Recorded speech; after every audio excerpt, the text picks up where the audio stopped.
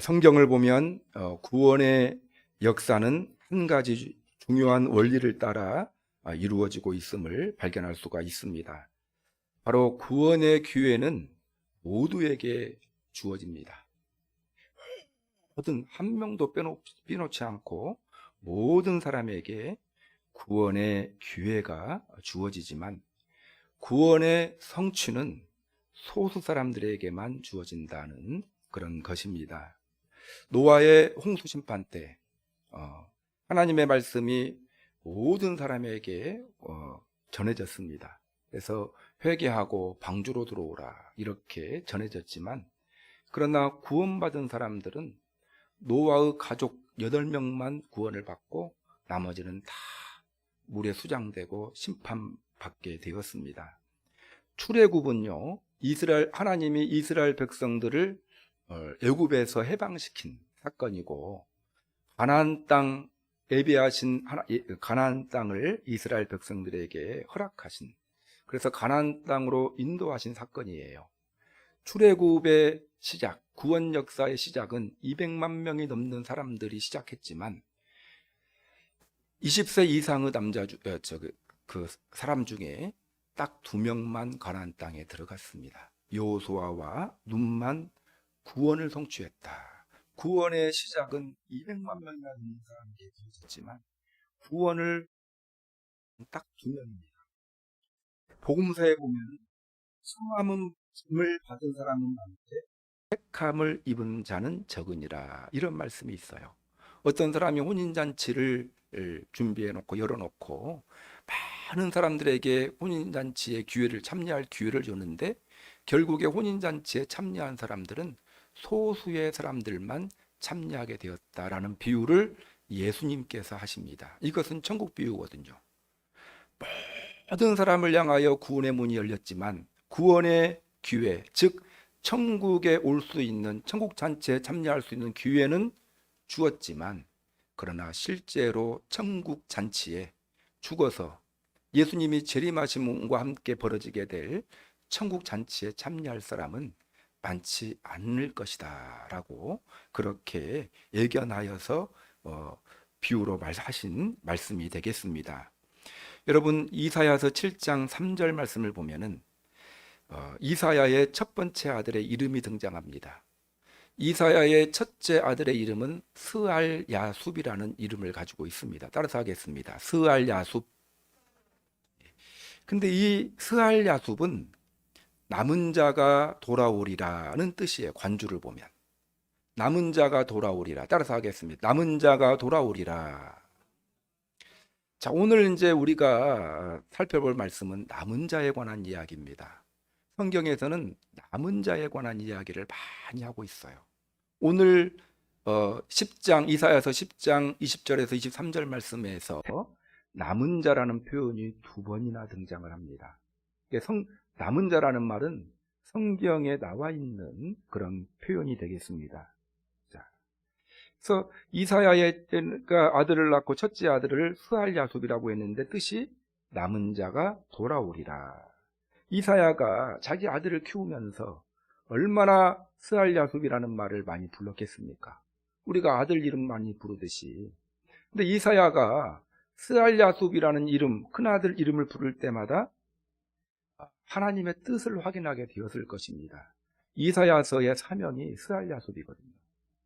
이스라엘 백성들에게 스알야숲을 전하라, 즉 남은 자가 돌아올 것이다 라는 것을 전달하여라. 이것이 이사야에게 주신 사명이에요. 남은 자가 돌아올 것이다. 그 말은 남은 자가 되어라. 남은 자가 되어라. 이사야 1장부터 66장까지의 주제를 말하라면, 한 단어로 표현하라고 하면 스알야숲입니다. 남은 자가 돌아올 것이다 라는 거예요, 여러분. 그래서 이것을 이제 신학자들은 남은 자 사상이다. 따라서 하겠습니다. 남은 자 사상. 제가 이제 수요일 날 설교 시간에는 남은 자에 관한 이야기를 몇 번 드린 적이 있어요. 기억이 나실지 모르겠는데, 남은 자의 내용은 기억이 안 나실지 몰라도 남은 자라는 말은 들어보셨을 것입니다. 호세아서를 보고 있는데 호세아에서도 남은 자라는 말이 나와요. 남은 자 사상이 나옵니다. 성경 곳곳에 등장하고 있는 표현이 남은 자입니다. 자, 오늘 본문에도 명확하게 이 남은 자 사상이 표현되어져 있습니다. 21절을 한번 읽어보겠습니다. 21절. 자, 시작. 남은 자 곧 야곱의 남은 자가 능하신 하나님께로 돌아올 것이라. 이제 이 표현이 있거든요. 이제 오늘 본문 앞에 보면 어떤 내용들이 담겨져 있냐면 하나님께서 북이스라엘과 남유다를 심판하실 것이다.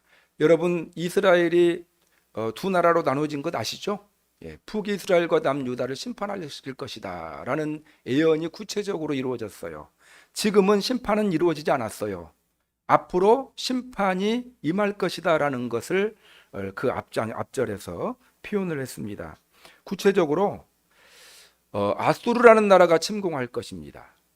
아수르라는 나라에 의해서 이스라엘 그 남유다가 거의 멸망하기 직전까지 그 멸망의 위기에 봉착하게 될 것이다 라는 것이 예언되어져 있어요. 자, 그런데 이 남유다는 멸망하지는 않아요. 멸망하기 직전까지 위기를 겪을 것이지만 21절에 표현된 대로 남은 자, 곧 야곱의 남은 자가 능하신 하나님께로 돌아올 것이다. 누구 때문에 멸망하지 않냐면 남은 자들 때문에 멸망하지 않을 것이다 라는 그런 예언이 담겨져 있거든요. 실제로 이 일이 이제 이 이사야는 앞으로 일어날 일을 예언한 거고요. 우리는 이제 그 후의 시대를 살아가고 있잖아요. 열왕기 상에 보면은 실제로 이스라엘이 BC 701년에 아수르 왕 산헤립의 침공을 받아 멸망의 직전까지 이르게 되었습니다. 그랬을 때 당시의 왕이 히스기야 왕이었거든요. 히스기야 왕을 비롯한 유다의 경건한 사람들이 회개하고 하나님을 신뢰하기로 통회하고 회개함으로 말미암아 하나님의 마음을 돌이켰어요. 아수르가 남유다를 침공한 것은 타락한 그 하나님 백성에 대한 하나님의 회초리 심판이에요. 여러분, 하나님은 하나님의 백성이 하나님으로부터 떠나면 반드시 회초리를 드시는 분이에요. 회초리 반드시 드십니다. 그리고 혼을 내셔요. 근데 이제 지금은 한두 번이 아니고 수차례 반복된 그런 하나님의 징계에도 불구하고 끝까지 지금 벌을 내리니까 아주 크게 하나님께서 혼내시기 직전 지금 상황이에요. 그런 상황 가운데 있을 때 히스기야를 비롯한 유다의 경건한 사람들이, 자, 히스기야를 비롯한 유다의 경건한 사람을 남은 자라고 이사야서는 예언하고 있거든요. 그 사람들을 보시고 하나님께서 회복의 은혜를 주십니다. 자, 그리고 궁극적으로는 어떤 것을 예언한 내용이냐면요. 결국에 이제 그렇게 해서 한번 살았다가 또 우상 숭배하고 음행하고 하나님 멀리하다가 결국에 철퇴를 맞습니다. 바벨론이라는 나라에 의해 유다가 완전히 망해버려요. 그래서 유다의 사람들이, 많은 사람들이 바벨론 포로로 끌려가서 70년 동안 포로 생활을 합니다. 자, 그리고 난 다음에 끝이냐? 이제 예루살렘 성전도 파괴됐고 예루살렘이 완전히 황폐화가 되었거든요. 회복이 불가능할 것처럼 그렇게 생각을 했는데 여기서는 그 이후에도 회복을 주실 거라는 거예요. 이제 무슨 이야기냐면 남은 자들이 예루살렘에 돌아올 것이다라는 거예요. 남은 자들이. 대부분은 다 죽어요.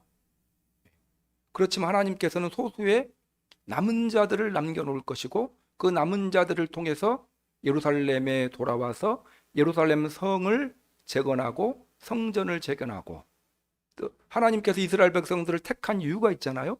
그 뜻을 그 남은 자들을 통해서 계속해서 뜻을 펼쳐나갈 것이다 라는 것입니다. 자, 그런 의미로 오늘 본문에 표현되어져 있는 예언은 남은 자 사상에 대한 예언이고요. 이 이야기를 이사야서 1장부터 66장까지 긴 기간 동안 이 이야기하는 거예요. 하나님이 심판하실 것이다, 심판하실 것이다, 심판하실 것이다. 이렇게 쭉. 자, 여러분, 이사야서 1장 21절을 보면은요, 어떤 표현이 있냐면 신실하던 성읍이 어찌하여 창기가 되었는고. 이게 예루살렘 성을 향해서 하나님이 이사야를 통해서 지금 표현하시는 거예요. 신실하던 성읍이 어찌하여 창기는 뭐예요? 창녀입니다. 정의가 거기에 충만하였고 공의가 그 가운데 거하였더니 이제는 살인자들 뿐인 밖에 없구나. 이 표현을 하고 있는 거예요. 원래 하나님께서 이스라엘 백성들을 택하셨고 예루살렘 성을 택하셨습니다. 원래는 이사야서 1장 21절에 표현된 대로 신실한 백성이었고 또 공의가 가득했던 백성들이에요. 원래는. 그런데 지금 이스라엘 백성들은 신실함은 찾아볼 수가 없을 정도로 하나님도 섬기고 바알신 섬기고 왔다 갔다 하는 아주 창기와 같은 존재들이 되어버렸다. 이렇게 표현하고 있고요. 살인자들이 되어버렸다. 이렇게 진단을 합니다. 그러면서 24절, 1장 24절에 보면 그러므로 주 만군의 여호와 이스라엘의 전능자가 말씀하시되 슬프다 내가 장차 내 대적에게 보응하여 내 마음을 편하게 하겠고 내 원수에게 복하리라. 이스라엘 백성이 하나님과 원수가 되어버렸다. 하나님의 택한 사랑받는 백성이었는데 지금 하나님과 원수가 되어버렸다. 그렇게 표현하는 거예요. 내가 이스라엘 백성을 심판하겠다. 그렇게 표현하고 있습니다. 여러분, 그래서 하나님의 이스라엘 백성들을 향한 하나님의 마음이거든요. 근데 우리 이 자리에 앉아있는 우리 성도님들, 우리가 신약으로 따지면 이스라엘 백성들이에요. 우리를 보시는 하나님의 마음이 어떠할까를 한번 생각해 봤으면 좋겠습니다. 한국교회를 사랑하셔서 큰 은혜 베풀어 주셨는데 한국교회가 지금 또 한국교회 성도들이 어떤 삶을 살고 있는가, 하나님만 신실하게 섬기고 있는가, 또 공의를 행하고 있는가 한번 생각해 봤으면 좋겠어요. 그래서 하나님이 여전히 기뻐하시는 존재로 남아 있는가, 아니면 지금 이사야를 통해서 경고하실 때의 이스라엘 백성들의 모습과 별반 다르지 않는가. 다르지 않다면 하나님을 향한, 우리를 향한 하나님의 마음, 한국 교회를 향한 하나님의 마음은 오늘 본문에 표현된 그 마음이 정확합니다. 하나님은 우리를 원수로, 이스라엘 백성 하나님과 원수가 되었고 이제 하나님의 심판이 임하게 될 것이다. 근데 여러분, 이 표현 중에 하나님의 표현이거든요. 근데 이 표현에 하나님의 딜레마가 있습니다. 하나님은 공의로우신 하나님이기 때문에 여러분, 하나님은 하나님과 원수된 이스라엘 백성, 죄를 짓는 사람들을 용서해 줄 수가 없어요. 요즘에 판사들 보면 우리나라가 문제가 많잖아요. 정관을 잘 쓰면 뭐 죄가 있든 없든지 간에 죄가 많아도 변호사 잘 쓰면 무죄 판결하잖아요. 이런 말도 안 되는 그런 일이 벌어지고 있어, 우리나라에. 이건 바로잡아야 됩니다. 우리 그리스도인들이.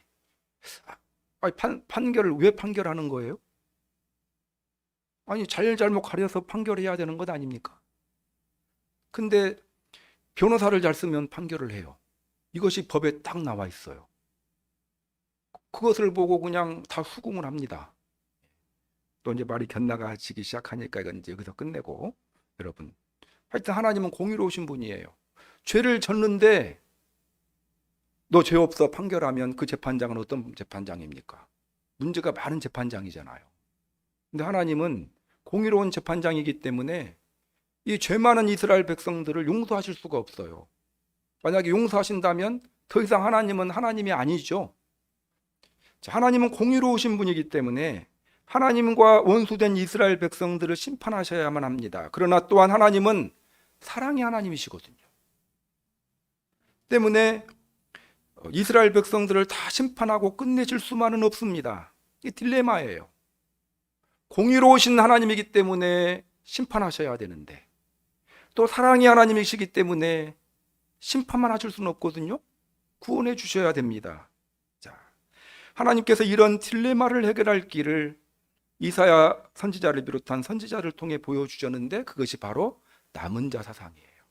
심판은 하시되 쉽게 말하면 심판하셔가지고 깨끗하게 정화시킨 다음에 이제 타협하지 않는 소수의 남은 자를 다시 세워서 구원해 주신다라는 거예요. 하나님의 일을.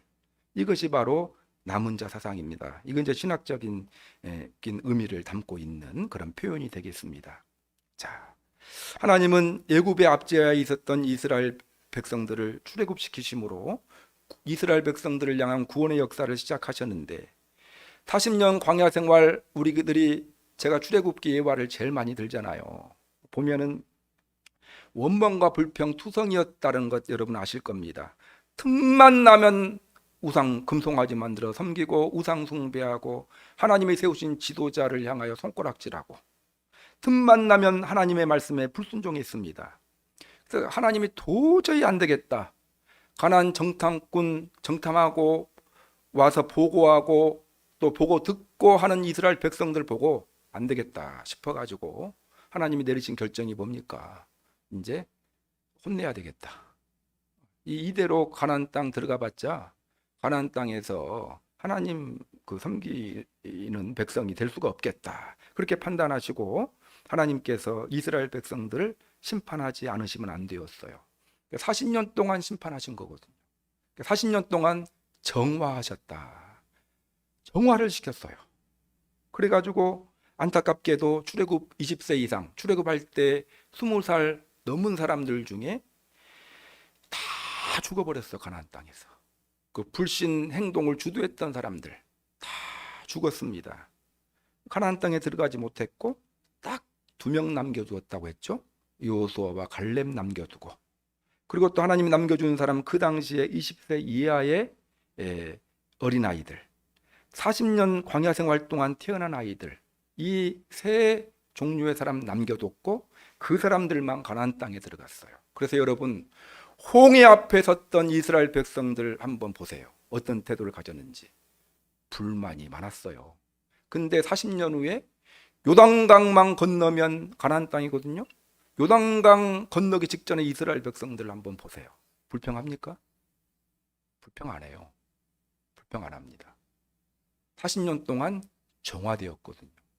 남겨진 사람들, 이 사람들이 요단강을 건너서 적과 꿀이 흐르는 가나안 땅에 들어가서 가나안 땅에서 새로운 또 역사를 시작하게 되고, 그 하나님의 백성들을, 남은 자들을 통해서 하나님께서 이스라엘 백성들을 통해 구원 역사를 또 이루게 하셨던 것입니다. 이것이 바로 남은 자 사상입니다. 자, 이사야서 26장 13절에 보면은요, 남은 자에 대한 표현이 있어요. 그 중에 10분의 1이 아직 남아 있을지라도, 이제 심판받아가지고 10분의 1밖에 안 남았어요. 이것이 황폐하게 될 것이나 밤나무와 상수리나무가 배임을 당하여도 그 구루터기는 남아 있는 것 같이 거룩한 씨가 그 땅의 구루터기니라 하더라. 그래서 하나님께서 비유로 말씀하신 거예요. 여러분, 큰 상수리나무를 잘랐어요. 상수리나무가 뭐예요? 도토리 몇 개 맺는, 그 도토리가 안 열어요. 그럼 어떻게 되죠? 잘라버려야죠. 예, 버렸어요. 잘랐는데 이제 시간이 흐르면은 또 자라거든요. 왜냐하면 구루토기가 남겨져 있기 때문에 그렇습니다. 나무를 베놓으면요, 구루토기가 남겨져요. 제가 이제 여기 우리 예안교회 와가지고 화초를 많이 길렀어요. 예, 제가 기른 이유 말씀드렸죠. 예, 성질 죽이려고 화초 길렸다 말씀드렸어요. 예, 그때 제 30대 중반에 왔는데 에너지는 많지, 빨리빨리 좀 뭐가 돼야 되는데 사람들이 변화되는 것이 빨리빨리가 됩니까? 안 되니까 그 에너지 죽이려고 이제 화초를 길렀어요. 근데 화초를 기르다 보니까 이 병충해를 먹을 때가 있어요. 이게 점 같은 거, 점 같은 것이 감에 붙어서 보니까 이게 병충해가 먹은 거예요. 갖고 약도 뿌려보고 노력해도 안 됩니다. 그럼 안 되면 최후로 하는 극약 처방이 있습니다. 어떻게 할까요? 밑둥을 잘라버려요. 밑둥 잘라버리면요, 그 병충해는 다 죽어요. 구루토기 뿌리만 남아 있습니다. 시간이 흘러가면 새 손이 잘 나요. 나무가 자라고. 그러면 깨끗해요. 저 뒤에 있는 배종숙장 뒤에 있는 나무 저것인가? 하여튼 옛날에 이거구나. 딱 목창을 잘랐어요. 새롭게 크더라고요, 여러분. 그 구루터기가 바로 뭐라고요? 남은 자라는 거예요. 남은 자. 그렇게 표현하고 있는 거예요. 하나님은 남유다의 심판 속에서도 남은 자를 지켜주시겠다라는 말입니다. 남은 자를 구루터기에 비유했습니다. 징계와 심판은 나무 잘라내는 거예요. 그리고 그렇지만 구루터기는 남겨놓는다. 죄악으로 관영하시자 하나님 세계를 창조해 놓고 너무 흐뭇해 하시다가 죄악으로 관영하자 하나님께서 노아 홍수를 통해서 싹 쓸어 놓잖아요. 그리고 딱 노아의 가족만 남겨놨죠. 이 세상의 모든 사람들은 아담의 후손이면서 노아의 후손이에요. 왜냐하면 노아 홍수 때 다 죽었기 때문에. 그래서 노아를 중시조라고 부릅니다. 인류의 시조는 아담과 하와고 중시조는 노아다. 예. 왜냐하면 새롭게 노아의 가족이 남겨져 있는 자입니다. 이런 패턴으로 하나님께서 계속 반복적으로 일을 하셨어요. 타락하면 하나님이 징계를 내리시고 회개하고 돌이키는 사람들을 통해서 하나님께서 또 일을 펼치시고, 이 회개하고 돌이키는 사람이 여러분 남은 자죠. 자, 하나님은 우리가 남은 자가 되기를 원하십니다. 한국교회가 많이 하나님의 뜻으로부터 벗어나 있다라는 것 여러분들 잘 아실 것입니다. 자, 아마 우리 믿음도, 개인적인 믿음들도 처음 신앙생활 했을 때보다 많이 변질되었을지도 몰라요. 이런 상황 가운데 하나님께서 우리에게 지금 한국교회 하시는 일이 정화하는 그런 일을 하고 계시지 않나, 그런 생각을 하게 돼요. 저는 코로나19가 지금 한국 사회에 굉장히 큰 어려움과 고통을 주고 있지만 특별히 가장 어려움을 겪는 곳이 교회거든요. 모이지도 못하고 여러 가지 통성기도도 못하고 찬양할 수도 없고, 오늘도 또 구청에서 다녀갔어요. 와가지고 잘하고 계시냐고 이렇게 다녀갔고요. 이런 지금 상황입니다. 이런. 그래서 떨어져 나갈 사람들은 다 떨어져 나갔어요, 지금요. 이것이 무엇인가, 정화의 시간 아닌가 하는 생각을 하게 됩니다. 위기의식을 느껴요. 이걸로 한국교회가 끝나면 어떻게 될까? 저는 안 끝난다고 생각합니다. 하나님은 남은 자를 통해서 새롭게 또 새 창조를, 새로운 뜻을 펼치실 거라고 생각을 해요. 자, 그 남은 자 여러분들이 되어야 되지 않겠습니까? 이미 쳐져나간, 그냥 저기 아까 제가 말씀드린 구루톡에 쳐져나가서 더 이상 희망이 없는 그런 사람이 되어서는 안 되고 구루토기가 돼야 됩니다. 남은 자가 돼야 돼요. 회개하고 돌이키고 흔들림 없이 바로 서 있을 때 하나님은 우리를 통해서, 이 자리에 앉아있는 우리 성도님들을 통해서 뜻을 펼치실 거예요. 한국 사회뿐만이 아니라 개인적으로 보면요, 여러분들이 남은 자가 되어야 여러분들을 통해서 가정에 복을 주십니다. 하나님이 하시는 일은요, 복 주시는 일을 하셔요. 근데 그 일을 누구를 통해서 하십니까? 사람을 통해서, 사람을 통해. 하나님은 사람을 통해서 일을 하셔요. 예. 누구를 통해서? 남은 자를 통해서. 여러분 가정에 남은 자들이 되어야 돼요. 우리 예안교회 또 이게 많은 분, 이제 여러분들이 또 이렇게 주저앉아 있고 이렇게 그렇게 됐지만, 우리가 이 코로나19 상황을 잘 견뎌낸다면 남은 자가 되는 거예요. 이 사람들을 통해서 하나님은 또 다른 아마 제2의 또 도약과 한국교회의 부흥기를 허락하실지 몰라요. 정신 못 차린다면요, 별 겉모습은 비슷한데 그냥 비슷해요. 그럼 어떻게 될까요? 그러면 희망이 없는 거죠. 남은 자가 되시기를 주님의 이름으로 축원합니다. 자, 그러면 남은 자의 특징은 무엇일까? 제가 일찍 끝낼 리가 없어요, 여러분. 제가 시간은 맞춥니다. 네. 남은 자가 무엇일까?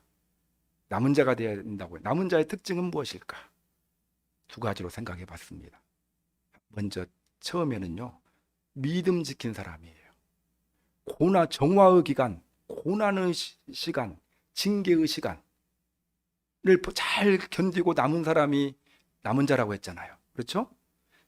어떻게 고난을 견뎌야 되는가?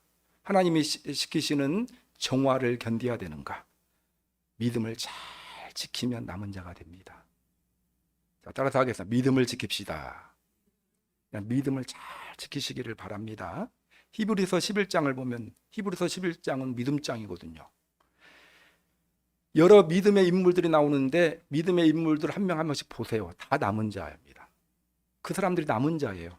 하나님이 그 사람들을 통해서 자신의 뜻을 펼치셨습니다. 새로운 은혜를 주셨어요. 아벨에서부터 라합까지 10명의 사람이 소개되고 있는데 공통적인 특징이 믿음의 사람이었다라는 거예요. 자꾸 히브리서에 보면 믿음으로라는 말이 많이 나와요. 그러니까 이 남은 자가 될 수 있었던 이유는 믿음을 잘 지켰기 때문에 하나님이 이 사람들을 통해서 새로운 또 뜻을 펼치셨다라는 거예요. 믿음을 잘 지키는 것이 중요합니다. 우리 예양의 성도님들은 뭐 다른 건 몰라도 잘 버티시기는 잘 버티시는 것 같아요. 예. 뭐 특출한 능력과 부는 없을지라도 제가 보면은 잘 견디는 것이 최고의 덕목이에요. 사랑은 언제나 오래 참고, 첫 번째 덕목이에요. 사랑에 오래 참는 것이 사랑입니다. 인내와 오래 참음이 빠져 있는 것이 없어요. 잘 견디는 것이 중요합니다. 근데 무엇으로? 믿음으로 견뎌야 한다라는 것입니다.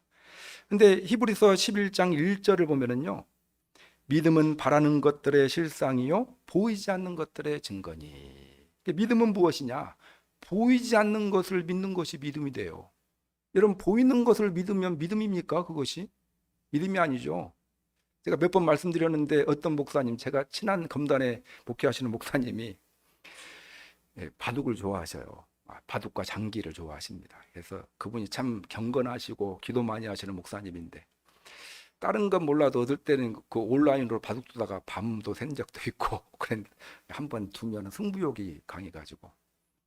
근데 이제 그 자기가 전도하려고 하는 사람하고 바둑을 두면서 관계를 맺는데, 그분이 이제 자꾸 목사님이 와가지고 자기 바둑 두니까 자기 전도하려고 하는 줄 알고 이제 한마디 하더래요. 목사님, 무리를 걸어보시면 제가 예수님 믿겠습니다. 무리 한번 걸어보시라고. 예. 무리를 걸었고 예수님 믿으면 그거 믿음입니까? 보이는 것을 믿는 것은 믿음이 아니죠. 보이지 않는 하나님을 믿는 것이 믿음이고요, 보이지 않는 하나님의 말씀을 믿는 것이 믿음입니다. 히브리서 11장 3절을 보면 믿음으로 모든 세계가 하나님의 말씀으로 지어준 줄을 우리가 아나니 보이는 것은 나타나는 것으로 말미암아 된 것이 아니니라. 여러분, 믿음이란 볼 수 없는 것을 말씀을 통해서 보는 것을 믿음이라고 합니다. 남은 자들은 그러한 능력을 가진 자예요. 말씀을 듣고 그냥 보이는 것처럼 믿었던 사람들이 남은 자라는 것입니다. 노아, 아까 히브리서 11장 7절에 보면 노아, 믿음의 사람 노아 이야기가 나와 있는데 120년 뒤에 있을 일을 하나님께 말씀 하나 믿고 그냥 보면서 노아 방주를 졌어요. 방주는 배잖아요. 배를 어디서 졌냐면 산 꼭대기에서 졌어요. 배를. 여러분, 배를 산 꼭대기에서 지는 사람을 어떤 사람이 짓고 있는데 120년 동안 짓고 있다. 미친 사람 아닙니까? 미친 사람이에요. 근데 아브라함이 남은 자가 될 수 있었던 이유는 그 이야기를 하나님으로부터 듣고 하나님의 말씀을 믿었어요. 믿어서 그대로 120년 동안 믿음을 지켰습니다. 많은 사람이 조롱했고 미쳤다고 했지만 그러나 타협하지 않고 흔들림 없이 그 믿음을 지켜냈다. 122년도 지켜냈는데 코로나 2년 그거 못 지키면 믿음일까요? 이것이 여러분. 2년 정도는 잘 지켜내시기를 바랍니다. 저는 코로나 잘 견디면 큰 은혜가 있을 거라는 그런 확신이 있습니다. 이 말씀을 놓고 보면 답답하더라도 잘 견디고 믿음 하나는 꼭 붙으셔야 돼요. 하여튼 믿음의 사람들이 되시기를 주님의 이름으로 축원합니다. 그래서 남은 자의 첫 번째 특징은 뭐라고요? 믿음을 지킨 사람이에요. 믿음을 지킨 사람. 믿음은 뭐예요? 말씀 듣고 말씀을 믿는 것이 믿음이에요. 말씀을 잘 붙들고 믿음을 잘 지켜나가는 그런 우리 성도님들이 되시기를 바랍니다. 한 가지 더 말씀드리겠는데, 남은 자는 어떤 특징을 가지고 있느냐? 타협하지 않는 사람입니다. 첫 번째는 믿음을 지킨 사람이고 타협하지 않는 사람이에요. 열왕기상을 보면 엘리야 시대, 아합 왕 시대거든요. 엘리야 시대에 보면. 근데 부인이 이세벨이라는 사람이었어요. 이세벨이 아주 기가 센 사람이요. 아합 왕은 이세벨 왕비에게 꽉 붙들려 있었습니다. 우상을 숭배했던 그런 시대인데요. 이 당시에 이제 800대 1의 그 사건이 나와요. 엘리야 선지자가 하도 우상 숭배 바알 숭배하는 사람들이 많으니까 나랑 싸우자 해가지고 1대 850대로 대결을 하는데 누가 이기죠? 엘리야가 이겨요. 그런 엄청난 사건이 벌어집니다. 자, 그런 사건이 벌어지고 난 다음에 엘리야가 이제 기가 꺾였겠지 생각을 했는데 어떤 일이 벌어집니까? 이세벨이 자기를 죽이려고 온다는 거예요. 그 정도 되면 이제 손을 들여야 되는데, 그러니까 엘리야가 너무 힘이 빠져가지고요 도망갑니다. 도망가다가 노뎀나무라고 들어보셨죠? 앉아 있는데 한탄하는 거예요. 하나님 원망스러운 거예요. 노뎀나무 그늘 아래 쉬고 있었는데 또 하나님께서 은혜를 주시고 쉼을 주시고, 그래서 호렙산으로 가가지고 거기서 회복을 하게 됩니다. 그랬을 때 엘리야가 한탄하고 있을 때 하나님께서 주신 말씀이 무슨 말씀이냐면은, 내가 이스라엘 가운데 바알에게 무릎 꿇지 아니하고 바알에게 입 맞추지 아니한 사람 7,000명을 남겨놓았다, 이렇게 말을 해요. 그 7,000명이 남아있는 사람이에요. 자기가 봤을 때는 없어요, 사람이. 근데 하나님께서 타협하지 않는 사람, 이거 보면 그렇게 남아 있거든요. 바알에게 무릎 꿇지 않고, 열왕기상 19장 18절에 보면 바알에게 무릎 꿇지 않고 바알에게 입 맞추지 않는 사람, 타협하지 않은 사람 7,000명을 남겨놓았다, 이렇게 표현하고 있습니다. 이 7,000명이 남겨진 사람이에요. 남겨진 사람인데 어떤 사람이에요? 타협하지 않는 사람이다. 아까 히브리서 11장에 표현된 믿음의 사람들의 특징도 타협하지 않는 사람이라는 특징이 있어요. 여러분, 타협하지 않는 자가 되어야 남은 자가 될 수 있다는 것을 기억했으면 좋겠습니다. 여러분, 타협하지 말아야 돼요. 근데 타협하지 않는다는 것이 쉬운 일이 아니에요. 타협이라는 말 사전에서 보면은 어떤 일을 서로 양보하여 협의하는 거다. 그래서 국회에서 서로 조정하면은 내가 좀 줄 거 주고 받을 거 받고 해서 타협하잖아요. 이거 타협이거든요. 근데 타협이라는 말은 참 좋은 말인데 하나님은 별로 좋아하시지 않아요. 타협이라는 말. 하나님은 타협하지 말라는 말씀을 많이 하십니다. 자, 그래서 우리가 타협을 하려고 하다 보면은요, 타협을 자꾸 하려고 하면 어떤 사람과 이제 이야기할 때, 남편하고 이제 전도하려고 할 때 뭐라고 합니까? 그래, 내가 교회 한번 나가줄 테니까 뭐라고 하죠? 너도 한번 쉬어. 내가 이렇게 할 테니까, 내가 한 달 나가줄 테니까 한 달 쉬어. 어떻게 하겠습니까? 성도님들. 남편 전도하려고 하는데 남편이 나 교회 다니는 거 반대는 안 할게. 근데 내가 한 달 나가줄 테니까 한 달 쉬어. 뭐 어떻게 해야 되나요? 타협하려면 한 달 쉬어야죠. 근데 이것은 타협의 문제가 아니라는 것입니다. 하나님은 그것을 믿음이라고 말하지 않아요. 타협이 좋은 것이 아니에요. 타협하는 사람이 될 때 남은 자가 될 수 없습니다.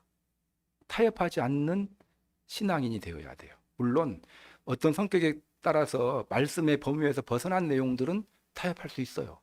근데 중요한 신앙의 핵심적인 그런 요소들은 타협의 대상이 될 수 없다라는 것을 우리가 기억해야 됩니다. 지조라는 말에서 지조라는 말은요, 원칙과 신념을 굽히지 아니하고 끝까지 지켜나가는 꿋꿋한 의지, 이런 것을 이라고 이렇게 사전에서 정의가 되어져 있습니다. 이게 믿음의 사람은 타협하는 사람보다 지조를 지켜나가는 사람이 되기를 원합니다. 자, 지조 지켜나갈 때 어떻게 되기가 쉽냐면 왕따 되기가 쉬워요. 그렇지만 지조를 지켜나가야 돼요, 여러분. 예. 그럴 때 하나님이 그 지조를 지켜나가는 사람을 통해서 일을 하십니다. 예, 성경을 가만히 보면. 자, 여러분 지조를 잘 지켜나가시기를 바랍니다. 자, 그러기 위해서는 유혹을 이겨야 되고요. 사단이 유혹을 많이 해요. 유혹을 잘 이겨나가야 하고, 예수님도 유혹받았잖아요. 근데 타협하지 않았습니다. 고난을 이겨나가야 합니다. 고난을 이겨야 돼요. 수많은 지조를 지키게 될 때, 타협하지 않게 될 때 크고 작은 고난이 우리에게 닥치거든요. 그럼에도 불구하고 감내하는 그런 믿음의 자세를 갖는 것이 매우 중요하다라는 것입니다.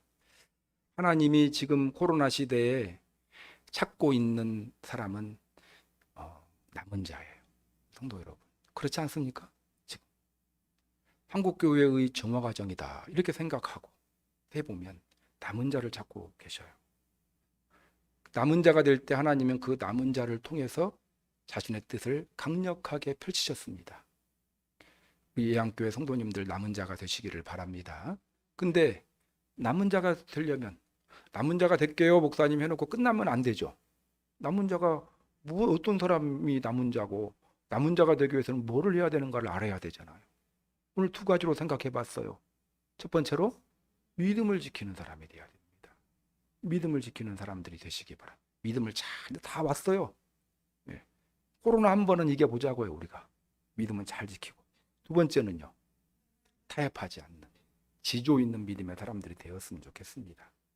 자, 오늘 말씀을 생각하시면, 자, 그러면서요, 여러분, 소돔과 고모라는요 왜 망했습니까? 남은 자 없어서 망했어요. 왜 불심판 받았습니까? 의인 10명이 없어가지고. 근데 그걸 쭉 따져고 하다 보면은 한 명이 없어서 망한 거예요. 의인 한 명이 없어가지고. 그러니까 죄악이 관영해서 망한 것이 아니고 남은 자가 없어서 망했어요. 내가 남은 자라면 우리 가정 망하지 않습니다. 우리 예양교회 성도들이 남은 자가 된다면 우리나라 하나님이 사용하십니다. 남은 자를 통해서. 남은 자가 없을 때 망하는 거예요. 남은 자가 되시기 바랍니다. 내가 남은 자가 된다면 우리 가정에 희망이 있어요. 우리 예양교회 성도님들이 남은 자가 된다면 별 관심 없습니까? 돈 버는 일이 좋나요? 끝납니다. 돈 버는 일, 목사님 남은 자 이런 말씀 다 좋은데 그런 말씀보다 일이나 좀 풀렸으면 좋겠습니다. 일 풀리기 위해서 말씀드리는 거예요. 좀 그렇지 않나요? 너무 불신자의 모습과 똑같은 방식으로 접근해가지고 일이 잘 풀려가지고 부풀리면 웃고 꼬이면은 또 찡그리고 하면 꾸준한 신앙 유지하기가 힘들죠. 하여튼 남은 자가 되시기를 주님의 이름으로 축원합니다. 자, 오늘 말씀을 생각하시면서 기도하는 시간 갖도록 하겠습니다. 하나님, 남은 자가 되게 하여 주옵소서. 이 생각해 보면 좀 우리가 역점을 두어야 될 그 사안이 무엇인가? 믿음을 잘 지켜야겠다. 타협하지 않는 지조 있는 믿음을 유지해야 되겠다. 지금 하나님께서 우리에게 강력하게 바라시는 바가 남은 자가 되는 거거든요. 그럼 우리가 힘써야 될 거 이 두 가지라는 것을 또 깨닫게 됩니다. 하나님, 남은 자가 되기 원합니다. 하나님의 말씀은 보이지 않지만 보이지 않는 하나님 말씀 붙들고 말씀에 순종함으로 말미암아 남은 자가 되어 하나님께 귀하게 쓰임받는, 나를 통해서 내 주변에 있는 사람들 만복을 받아들이게 하는 그런 남은 자 되게 하여 주옵소서. 말씀 생각하시면서 기도